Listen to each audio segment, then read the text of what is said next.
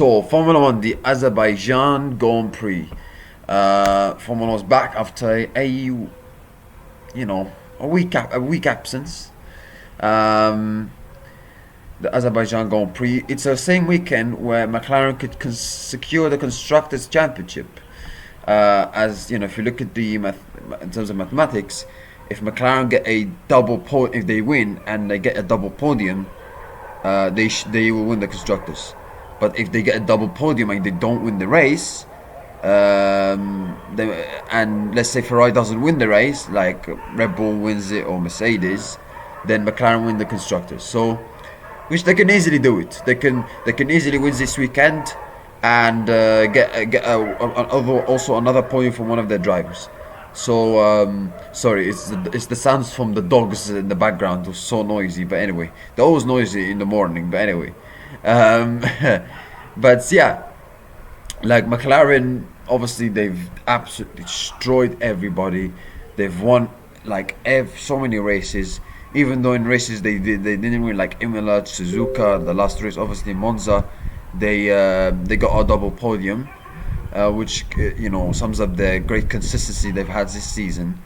The only two races where you could say they were surprisingly not great at all and not so good, but how well they've done this season was China Sprint and Canada, where they didn't even get a podium there. So yeah, like, but except that they've absolutely destroyed everybody. Getting a lots of 1-2s. They've had like lots of 1-2s. They have like, I think like 7, 6, 7, 8, something like that. So, and they've got two quality drivers. Not only they've got the best car, they've got two quality drivers who scores a lot of points, who gets on the podium a lot of time, who can win races, which they've done this season. Unlike Red Bull, who have only one driver who's doing the job for them. Ferrari, they've got two good drivers, but let's not forget, Hamilton. Except that sprint win in China, he hasn't had a podium.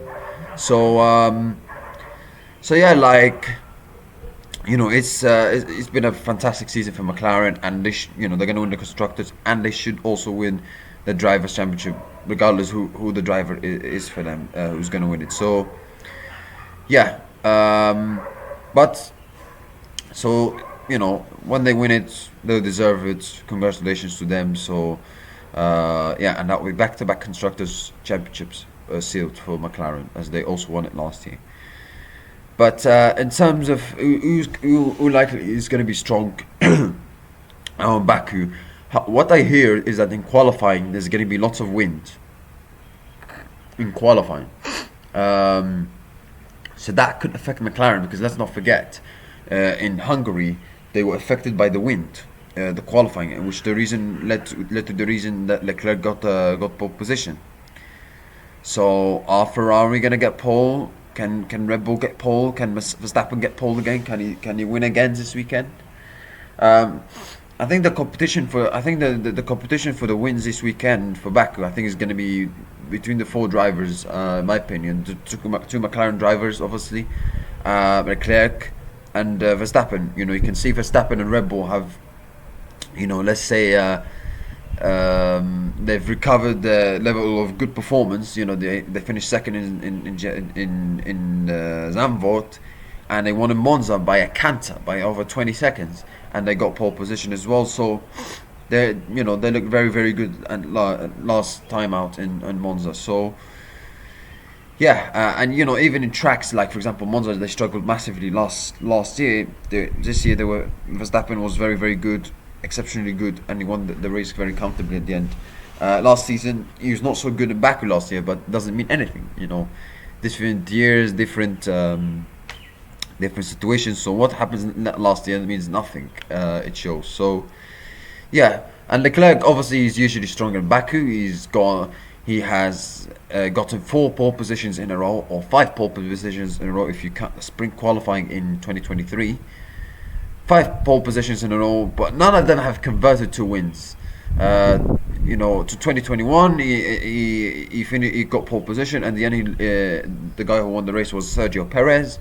But to be honest, the two of them who could have easily won that race was Verstappen and Hamilton. Verstappen, because obviously he was having a very good lead, but then the left tire exploded, and Hamilton, well, obviously we all know what happened in the final lap where he pressed the wrong button.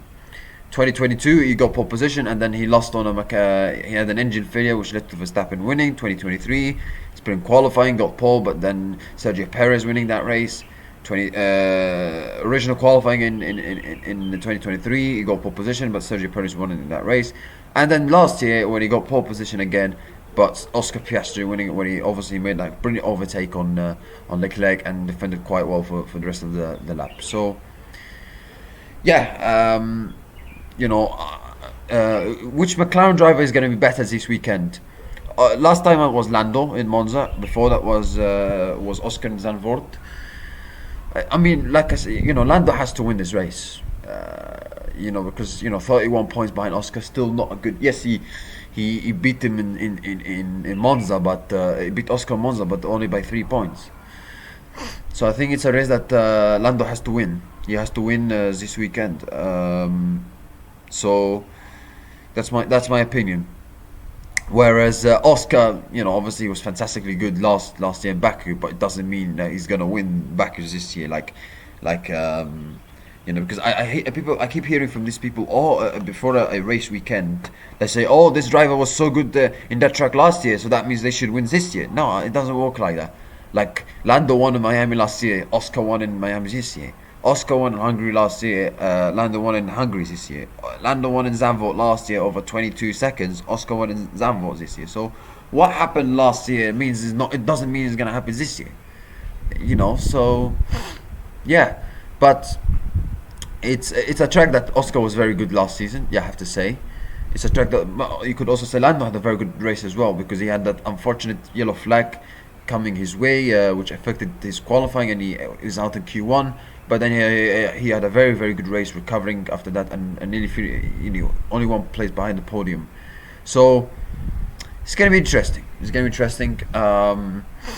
But if it's true that it's going to be wind and it could affect the conditions and etc., I think anybody could get pole position from the four I mentioned. If not, then I expect McLaren to easily dominate in this race. So yeah, and like I said, Leclerc always looks strong in Baku. Verstappen, from what I heard from Red Bull, is that they brought some upgrades in his car, bringing a new floor, etc. So, which can be crucial for them towards the end of the season if they can win the remaining races. So it's gonna be vital how Verstappen and Red Bull could do for the remaining seasons of this season. Obviously, they're not gonna win the title. They're not challenging for the drivers' championship because the gap is too big. But if they can, finish the season strong before next year, obviously with the new regulation, new engine for them, so it will be nice for them. Pole position prediction. Yeah, let's talk about other teams. Sorry, Mercedes. I don't expect something special from them. I don't think it's a track that's used perfectly, in my opinion. This track. So, yeah, Aston Martin. I think they might do something this weekend. I think it's a track they might do well. So I think they could be strong this weekend. Sauber, I don't expect something special from them. Neither Alpine. Williams, I thought they can look good this weekend because it's the same track that they did very well last year. So I expect Aston Martin, Williams. If you talk about the best of the rest, VCarb, I don't know. Let's see. Haas, I don't expect something special from them. So I can see. I think that the best of the rest could be Aston Martin or Williams. It's going to be one of them, in my opinion. So.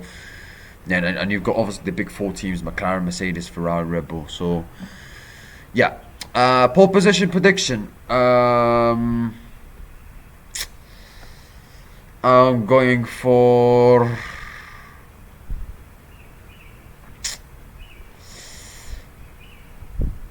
It's difficult because, there's more. It's more likely there's gonna be the wind. Are McLaren gonna learn their lessons from Hungary quali? Are they gonna learn their lessons, or could it affect them? We don't know. Let's see. It's difficult. I think the qualifying is more difficult because there's gonna be wind. Whereas in the race, I expect McLaren to win it. But in qualifying, I mean, I think Leclerc will get pole. I really think so.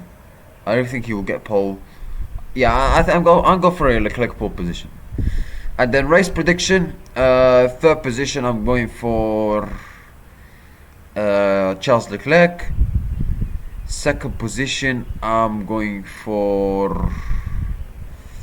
I think it's gonna be McLaren one too, by the way. But I'm choosing who's gonna win this race between Lando and Oscar. Um, it's difficult. It's difficult. Lando has to win, but Oscar was good last year in Baku. So has Lando as well, to be fair. Um, it's difficult. It's tough. I'm just going for Oscar. Just I no. You know what? Let me change my mind. No. I'll go for Oscar. I think Oscar will win. Second position Lando, and third position Leclerc. So that's my predictions. Also, another news released during the last couple of days is that there is a new spring calendar for 2026. Obviously, the original races has been released for next year as well. That was a month or 2 months early on. But the new track was Madrid. There's a track that there is absolutely no chance to overtake at all. I saw it simulated in social media a couple of times, and it's terrible. Honestly, the track is terrible. But the sprints for next year, Shanghai are going to be Shanghai, Miami, Canada, Silverstone, Zandvoort, and Singapore. China, Miami, okay, I understand. Still, it's like it was there this year and last year, okay. Canada, I don't know, but to make you can't overtake in Canada. It's a good track, so it's quite different from the bosses of Formula One to choose that. So okay, Silverstone, obviously, it was the first, sprint. The first time was in 2021, so it's a lovely track. So I think there should not be no problem for it. Zandvoort, yes, I understand it's the last time there will be a race in Zandvoort next year, but at the same time, except the first corners, it's not easy to overtake in Zandvoort. So I don't know. And then the worst of them all is Singapore. Like driving Singapore with the level of temperature there, and I'm sorry, but that's a silly mistake from the bosses Formula One to put Singapore in one of the spring calendar is shocking. I mean, you should. Why did they remove Brazil? Why did they remove Austria? Why did they remove tracks where you could easily overtake? Why did they remove Austin? Why do they remove Qatar? Those are tracks you can easily overtake, and it's a very very good track. So I don't know why they removed them. Yes, I want to try understand. They want to try something different, but at least put tracks that you can easily overtake, not in tracks where it's very the temperatures is very very tough to cope with, like Singapore, for example. So yeah, but let's see what happens next year. That's it, guys. Thank you. I wish you have a nice day. See you tomorrow for another video, and have a nice day. Bye.